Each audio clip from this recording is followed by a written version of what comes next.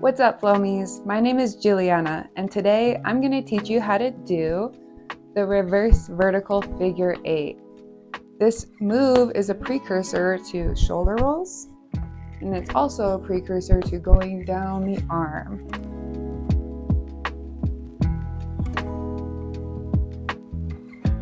So the first thing we're going to do is we're going to hold the Flowstar, and then we're going to bring it to our side.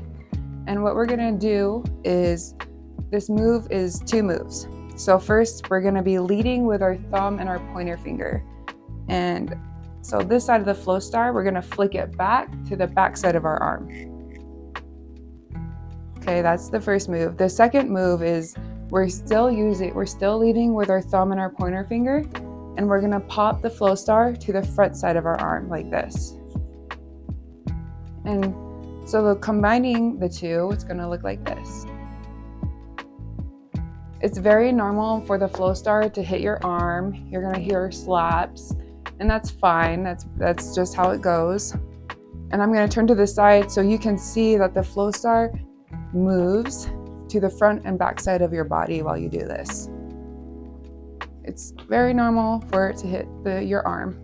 I'll say that again.